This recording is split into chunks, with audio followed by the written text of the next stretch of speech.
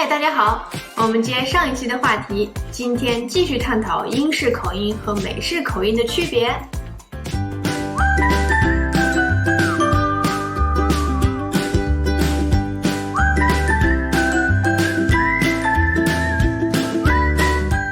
总体来讲，纯正的英国南方口音注重清晰完整，力求发音时将每个字母的所带音节给吐出来。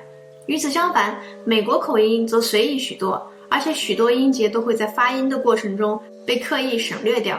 The main feature that separates the American accent from a lot of other accents in English is rhotic speech. The American accent, with some exceptions as we'll see later, is rhotic. That means Americans pronounce the R in words such as hard. Non-rhotic speakers don't pronounce the R and would pronounce the word hard like hard. There are some exceptions, of course. Some Americans in the New England area of the US, such as Boston, Massachusetts, use non-rhotic speech. 举例来说，当我们说到单词 cotton 的时候，英国人就会念成 Cotton. 而美国人则不然，他会在发音时吃掉这个字母 t， 会念成 Cotton. 当然在元音的处理上，英美口音之间的差异还是很大，比如说在对字母 a 的处理上就有很大的不同。许多场合下，英音将 a 念成 a， 则美音将变成 a。就比如说 pass、 Pass. ask、 Ask. last。 Last. 那我们看一下下面这个例子。Whose first role was in a West End musical? I'm gonna say Benedict Cumberbatch. Spider-Man? Is it Tom Holland? A coupon? That sounds really like a strange, weird. What the hell is a coupon salesman?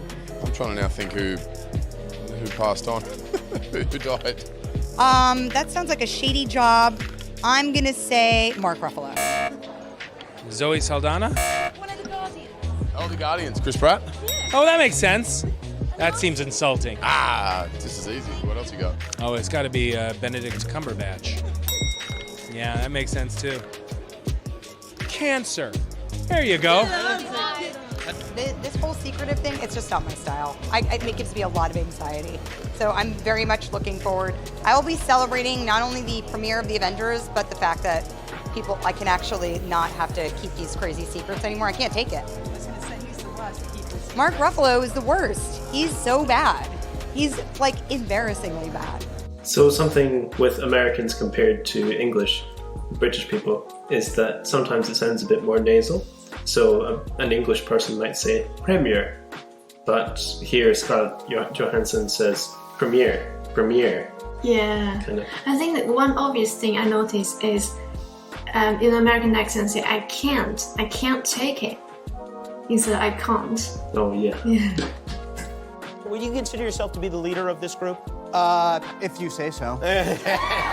Jesus, I can't even read. Neither can I. We need education. Where they say Cap cannot live without a war. Right? Yeah. Selfish. Do you? I'm Brie Larson. I'm Chris Hemsworth. I'm Don Larson. First, my phone was just blowing up like I was getting these texts, and I was like, oh, I hope my mom's okay. Yeah. How powerful is Captain Marvel? Not as powerful as Thor. The power to remember anything you read and recall it instantly. I can't even recall the questions I've just read. But I was like, I can't check my phone in the middle of the theater. That's rude, especially in my own movie. Get yourself a buttload of popcorn and juju beans, juju bears, juju bees. Get some of those things and hang out. Have you done this before? Well, Lizzie, it's like if you read the script, you come better prepared. What's the name of the Guardians of the Galaxy's ship? The Millennium Falcon. No, I'm joking. I know it's not called that. Did anybody recognize you there? No. No, okay, all right. No, it's weird. I have this ability to blend in. I know it seems weird, but I swear it's true. Yeah, but to bedazzle something is to stick sparkly jewels on it. No, that's bejazzle. Oh, well, Isn't it? What? What's the hardest part about playing the Hulk? It definitely have to be the workouts where I have to put on about 1,200 pounds of muscle. Can't they just do that with CGI? Dude, CGI? I'm an actor. I'm trained.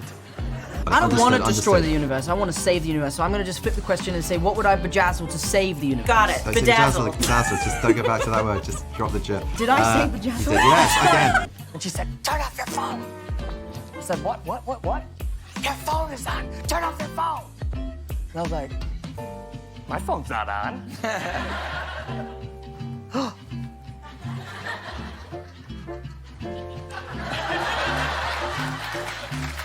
How did Thanos get the Power Stone? He's a dude. That's just how it works. I actually did a portrait of Mark. You chose a different one. I'm well done. That's really good. Let's explore a few notable accents from across the United States. Eastern New England, also known as the Boston accent. The Eastern New England accent comes from the states of Maine, New Hampshire, and the eastern part of Massachusetts. This accent is most well known for being non-rhotic, meaning the R is dropped in words like car, ka, and bar, ba. Another feature is that the A in words like father and palm sounds similar to the A in cat and bad. New York City. The New York accent is another non-rhotic one, so the R sound is dropped. Also, the vowel sounds in words like talk, north, and brought sound like talk, not, and broad, respectively. Coastal, lowland, southern. Yet another non-rhotic accent. This southern accent has a slower drawl. A person with a coastal lowland southern accent would pronounce butter as bara and never as never. Another common feature is that speakers turn single syllables into diphthongs. For example, the word bet would sound something like bet. Great Lakes. The inland northern, aka Great Lakes accent is found in cities like Chicago, Cleveland, Buffalo, and Detroit. One prominent feature of this accent is that the A sound in words like bat and sad is raised and made into a diphthong so that words sound like beard and seared. Additionally, the O sound in words such as pop and lot make them sound more like pat and lad. Western American. The Western American accent is the one you'll hear in the mountain and western states, including parts of Washington, Oregon, California, and Colorado. This accent can sound slightly southern or even a bit Canadian, but is generally quite neutral. The Western American accent is influenced by the cot merger, meaning the vowel sounds A and O in words like cot and cot are pronounced the same, whereas they're pronounced differently from each other in other regions. 英国口音，尤其是经典的南方口音，有时吐字过于细腻 ，t 会念成 t， 而 d 会念成 d。而美国口音呢，似乎更适合咱们学校教的口味 ，t 就是 t，d 就是 the。举例来说 ，student 美音则发成 student。一般中国学生都会这么念，而英式口音呢，则会念成 student。这个 t 的发音特别明显。美式口音因为好莱坞影片的传播而广为流传，美国人喜欢将发音弱化，很多字母的发音口音都会变小，送气会变弱。相比较英式发音，美国口音的发音就是字母 r， 不论是作为辅音、元音都会发。美式口音的学习素材也更为丰富，像是各种脱口秀节目和美剧等等。我们最后再来看两个例子，请大家注意这里面 r 的发音。Oh, for me, I go to premieres. I get, it's a rare experience where you get to showcase one of your films, and those are the time periods where you get to see, fans come out in large quantities and support. It feels great, when you're an artist and you work incredibly hard at what you do. To have people, recognize that is a great feeling.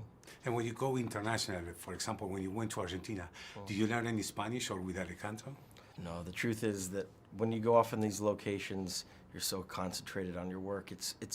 I only got basically a few hours here and there to go explore the territories, but sometimes I do get, experiences making movies where I get to go see the culture a lot more. This was not one of them, unfortunately. You didn't learn any Spanish from Alejandro? No, I didn't. Not a single word? I mean, the Spanish that they would say to each other on a daily basis was hilarious. I picked up a few Spanish words here and there. I don't even remember what they were, but yeah.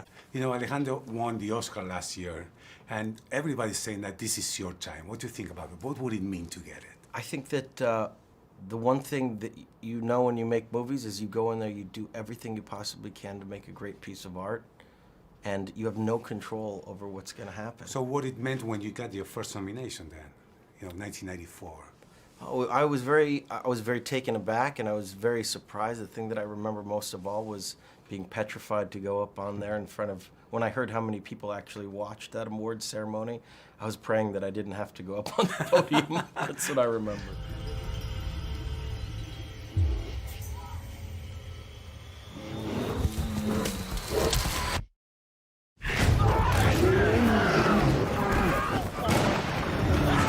I'm not a very vengeful person.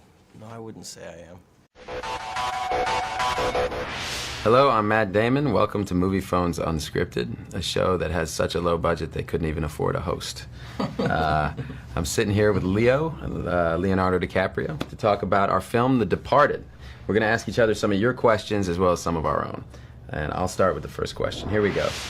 Matt to Leo. This is from Neil in Houston, Texas. You must get offered countless film roles. What compelled you to do The Departed? Besides the fact that Martin Scorsese Besides was the fact directing that it. Martin Scorsese was directing it, no. Yeah, I must say that I got the script around the same time that Scorsese did, and obviously you read the script as well. I would hope. I didn't actually. You didn't? I just showed up. But, it was one of those page turners. It was one of those, usually you get a script and you have to sort of tinker with it. You gotta develop the character more. There's huge plot holes, and this was kind of a flawless script, And it's very rare where you get offered a role and you say, wow, this is ready to go. It's completely ready to go. That's how I felt about this script. And then, I talked to Scorsese and he felt the same way. Then the rest is history. You got involved next. Then I think it was Jack and Mark and bada bada bing bada boom. Nice work. Thanks, man. Your Thank turn. you. Now I have a question for you, Matt. Shoot. 10 years ago, if someone would have told you that you'd be doing a film with Martin Scorsese and Jack Nicholson, would you believe them? And what was that experience like? Well, I'd just like to say to Penny from Philadelphia, who asked that question, why did you leave Leo out of that? Someone told me I was going to do a movie with Jack, Marty, and Leo. I would have said, that kid DiCaprio won't be around in 10 years. It was actually beyond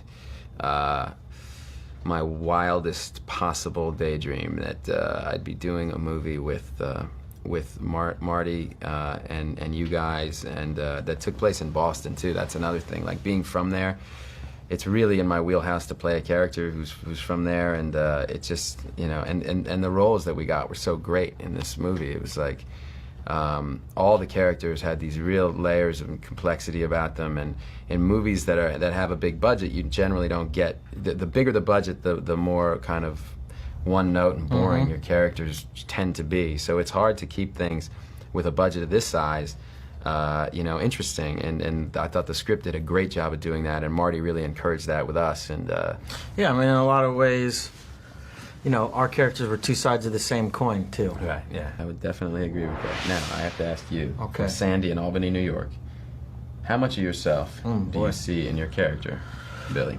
Not much. No, not much. I've certainly never been in situations like that in life where I've ever had to fear for my life on a consistent basis. Number one. Number two, I've had no history in the police department, nor in the gang world. Other than that. Or being from Boston. But besides that, being an actor on a movie set was very familiar to me. I kind of had to I wanted to go to Boston. We shot a lot of it in New York City, but we also did the locations in Boston, and for me it was a matter of getting to know the history of that town. I hope you found this video useful. If you want to see the full interview, please see the link in the description. Thanks very much. See you next time. Bye. Bye.